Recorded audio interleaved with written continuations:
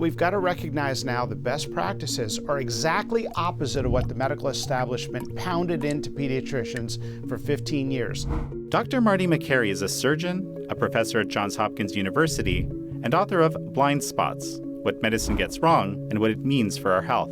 But the medical establishment created a dogma in 1955 that fat was bad for your health. It was based on one guy, Dr. Ansel Keys.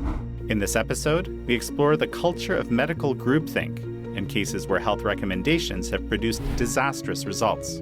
Why are there doctors practicing today with C-section rates of 70, 80% in low-risk deliveries? The foundation of the medical profession is not to have a one-size-fits-all. It's always to consider nuance and to consider scientific detail. This is American Thought Leaders, and I'm Yanya Kellick. Dr. Marty Makary, such a pleasure to have you on American Thought Leaders. Good to be with you, Jan. Thank you. Blind spot, you make the case that groupthink is actually one of the biggest health issues that we have. Yeah, groupthink's a huge problem. It creates bandwagon thinking. And in the field of science, it creates dogma that can take on a life of its own. And it turns out that dogma can do far more damage than some of the good that's discovered in medical science.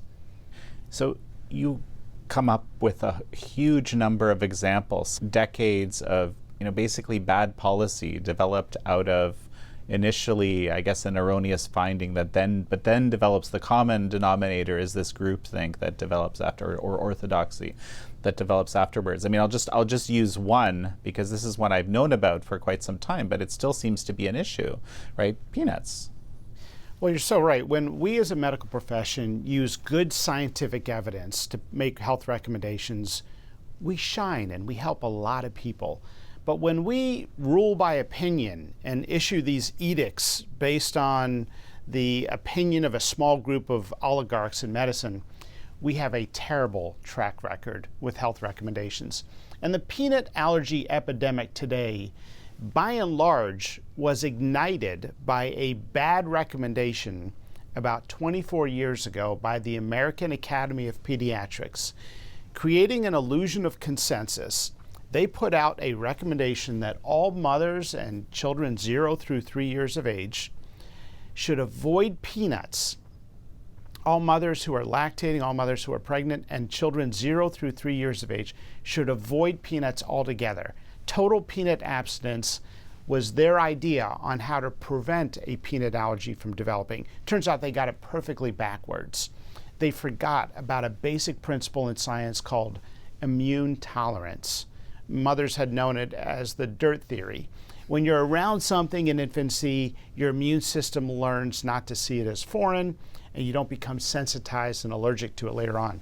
Because of this catastrophic wrong recommendation by the American Academy of Pediatrics, putting out their gut feeling to avoid peanuts with no scientific evidence, and put it out with such absolutism that everybody needs to do this, we saw peanut allergies skyrocket. And as this happened with the new recommendation, they thought, well, we just got to get more compliance. We got to double down. If we're going to beat this epidemic, we have to get more people to comply. Mothers that fed their infants a little bit of peanut butter to develop some immune tolerance to it were seen as anti-science and spreading misinformation and uneducated. Turns out they had a lot of wisdom. And a group of doctors who had disagreed with this big recommendation were basically sidelined, they were silenced. Ultimately, the science caught up with this bad recommendation into a very severe peanut allergy epidemic, where we now saw a new type of allergy common, a severe anaphylactic reaction. That is, a kid is just near a peanut. They don't even consume it. They're near it. They can go into a life-threatening anaphylaxis. And so finally the study got done, a randomized controlled trial. They took 640 kids, randomized them to peanut abstinence in the first few years of life, or early exposure to peanut butter in the first several months of life. And there was a markedly radical difference in peanut allergy development later in life. And the scientists believe it's the same for milk and eggs and many other things that should be introduced a little bit early in infancy. The study that was eventually published in the New England Journal was embarrassingly simple to do. They could have done it before they put out their recommendation with so much absolutism. And when you get it so perfectly wrong, where's the humility to then issue a correction with the same vigor by which the initial recommendation was put out, really spreading misinformation? And this dogma still lives to this day. We still suffer from a terrible peanut allergy epidemic. Schools have now banned peanuts, and it became a vicious cycle because the more you had to avoid it for those sensitive, the less immune exposure infants got for the next generation. And we created this crazy self-licking ice cream cone, which was perpetuate dogma and address it by more dogma. The science is now clear. The American public deserve an apology. And this is one little peek into a broader medical establishment that can put out things with such absolutism as if it's based on scientific evidence, when the reality is it was just an opinion. Yeah, and so I guess the solution right now is, to expose people in their infancy, kids in their infancy, to peanuts. Yeah, 4 or 5, 6 months But we of still age. have to watch out for the older people, some of whom have, these potential anaphylactic reactions. Yeah, kids have real peanut allergies, and they're often downplayed, but they are real. I mean, people should not mock them. They shouldn't ignore them. A kid can die from getting an ice cream serving from a scooper that was in a pistachio ice cream bin before they were served their non-nut-based ice cream. And so we've got to be sensitive, but we've got to recognize now the best practices are exactly opposite of what the medical establishment pounded into pediatricians for 15 years. The best practice is to introduce a little bit of peanut butter at 4, 5, 6 months of age when a child is an infant, and milk and eggs. And some pediatricians say it's good for them to be around dogs and cats in the first year or two of life. A basic concept of immune tolerance was known at the time, but it was ignored by the hubris of the medical establishment. And it's not just peanuts. Well, so this is what I was going to say. I mean, really, we're saying like anything that's sort of prevalent in society, like any kind of item that you would expect someone to get regular exposure to, like, milk, eggs, so forth, would be something that you would want to give in small amounts early on to sort of, get the child ready for the future. Yeah, it's best practices. It's good parenting. And if you look back a generation or two, this is what grandparents were teaching for a long time. In their wisdom, they had known it's good for a kid to be around some of these exposures safely. We don't want kids to consume whole peanuts. It's a choking risk. But do you know that they use peanuts in soups in Africa? And Africa has essentially no peanut allergies. The United States has the worst peanut allergy epidemic in the world. It is non-existent in Africa. I've got students from Africa who've described this to me when I did the research for the book. But they said the few people in Africa that have peanut allergies are American and UK expats who are living in Africa. They grew up with that incorrect dogma, the misinformation put out by the medical establishment, parroted by everyone. And as a result, the United States has the worst peanut allergy epidemic in the world. It's expensive, a lot of emergency room visits, lives lost, tragically, young, healthy kids otherwise. And the expense of EpiPens in every school in America, and these expensive treatments that are also very uncomfortable for kids. We just got a new drug approved for peanut allergies in the United States this year. So the story of the American peanut allergy epidemic is really a broader story of the arrogance of a medical establishment saying things with such absolutism, when the truth is that the right answer, when people wanted to know what causes peanut allergies, was we don't know. And you saw that during COVID and so many other different times in American modern history. The right answer from the medical establishment should have been, we don't know. And that's just generally very hard for people to do, as we've been, discovering over however many years, and not just in the medical field. But no one wants to if you're an expert, you're kind of expected to give an answer. Right. Yeah, and I interviewed the people who made some of these recommendations for peanut avoidance, and I wanted to see if they had some humility, felt terrible about it, and what their rationale was. And while some of them did feel bad, most of them were very arrogant about the recommendation and justified it. And one of them even basically told me the public was asking us what causes peanut allergies, and we felt like we had to tell them something about what to do. And my thought was, no, you don't. You can say we don't know. That's okay. The public is very forgiving if you're entirely honest. If you're making stuff up, then they're going to perceive that you're lying to them, and that's why we have this epidemic of distrust in the United States of the medical profession. Dr. Makary, we're going to take a quick break right now, and we'll be right back. And we're back with Dr. Marty Makary, professor at Johns Hopkins and author of Blind Spots. Let's talk about this, I guess the psychology of this. Yeah. Because a central thread, right, is the blind spot in the blind spot. Yes. And where does that come from? Yeah, and it's not just the peanut allergy dogma that we got wrong for 15 years in modern medicine. We got the low-fat diet wrong for 60 years. We got opioids are non-addictive wrong for 30 years, igniting the opioid epidemic. We got hormone replacement therapy wrong we're still getting it wrong for 22 years, incorrectly telling women that it causes breast cancer, resulting in needless suffering in the postmenopausal population.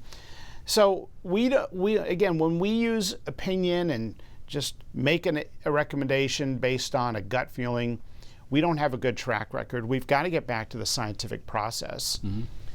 And in order to do that, you've got to have impeccable objectivity. It's not just in science, in business, in politics, in management, in relationships. You've got to be objective. You've got to have humility to recognize what you believe may be wrong. And no one studied this more than Dr. Leon Festinger in the 1960s. He created the term cognitive dissonance based on the idea that you were dissident or uncomfortable. Dissonance essentially means discomfort. You had this internal conflict if there were two ideas that were in your brain competing for truth. If you had believed something because you had heard it prior, that belief then occupied your brain. And it was very happy because it had no competition from other ideas. But when a new idea comes along, it then challenges the idea that's currently in your brain. And that conflict is very uncomfortable. People don't like it. Human beings resolve that conflict in a very passive, subconscious way by ignoring the new information, even if it's logical, by reframing the new information to make it fit what you already believe, or reframing what you already believe to say, yeah, it's basically the same thing. For example, if we say that smoking can kill you and you're an avid smoker, you might say, well, that's in people who smoke their whole life. I just smoke 1 or 2 cigarettes a day, and I've only done it for 10 years. You try to reconcile two opposing ideas in your mind by reframing them. And we do this all the time in society. You see it in politics. In medicine, we tend to have these belief systems, and we get afraid to challenge them. But the purpose of science is to challenge deeply held assumptions in the field. And in the field of psychology, they've described this dissonance by doing some experiments. They took college kids, Dr. Festinger and his colleagues took college kids and had them do a very tedious task of putting pegs in a board. It was an hour-long task. It was designed to be boring and not fun and a bit of a disappointment. And they paid people to do this. The students were paid either $20 or $1. And then they asked them, did you enjoy the task? And guess who enjoyed it more? The students who were paid $1, because they had to justify that they did this incredibly boring task somehow. So the way to reframe this experience was to say, well, it must have been enjoyable because it wasn't that lucrative. In order to justify what I did by saying I believe that I want to do this, you have to make it enjoyable in your brain. And another experiment by Aronson and Mills, they did this famous experiment where they said that there was a sex talk to attract students to come listen to. You had to take an entrance exam, and they were divided into 3 groups randomly. They didn't know what the other person was had as a requirement. One group had a very hard exam, another group had a easy exam, and the other group had no exam. Then they gave them the sex talk and made it as much of a disappointment as you could possibly design. They basically said, like, bees get together and multiply. And then they asked the students, did you enjoy the talk? And guess which students enjoyed it the most? The one who had the hardest entrance exam, because they had to justify that effort, what psychologists call effort justification, having done that difficult exam. And that's why they claimed that the exact same experience their colleagues had was more enjoyable to them because they had taken the exam. And then this theory of cognitive dissonance, or sometimes what's known as the founder's effect, you believe what you hear first, not what's most logical, it was very sort of accepted in a theoretical realm, but it had no real world data. So Festinger was sitting home one day and read in the newspaper that a cult was organizing to meet because they believed that they were going to be picked up by aliens in a spaceship on a particular day and time and location.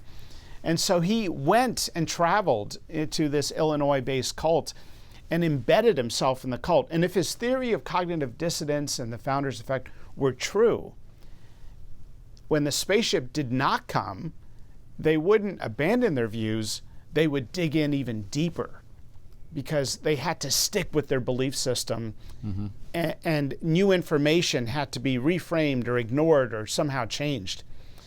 And sure enough, that's exactly what happened. Somebody claimed that the clocks were wrong and maybe the aliens were still going to come, and everyone got excited. They would sort of justify why the aliens were late and the prophecy was still true throughout the entire evening.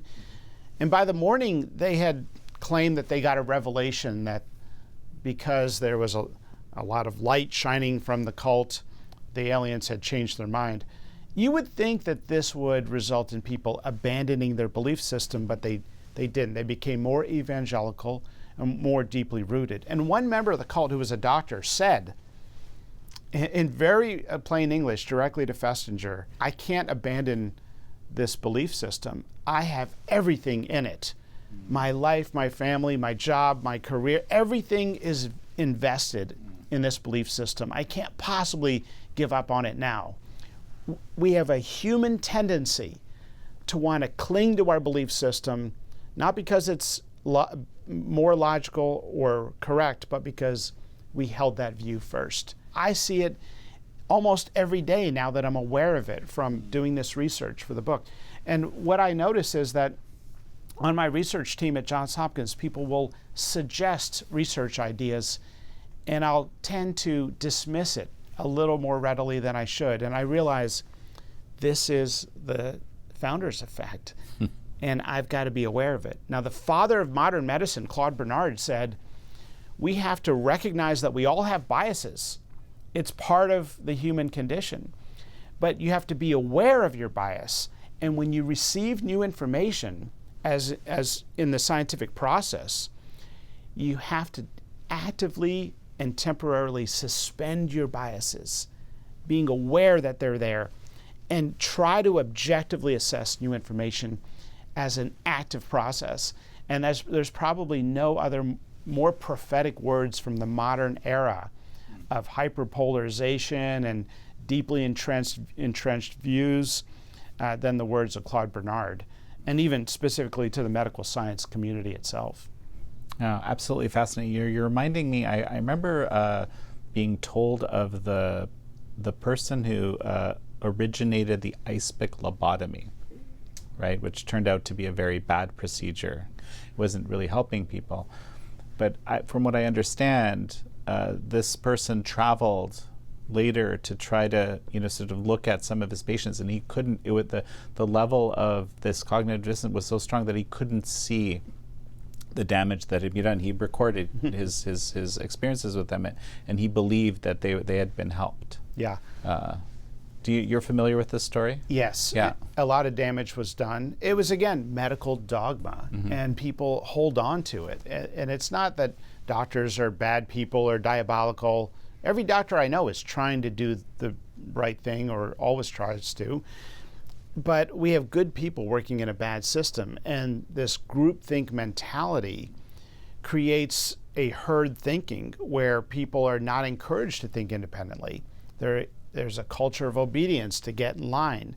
Well, every major scientific discovery has come from somebody challenging a deeply held assumption, challenging a dogma of the day.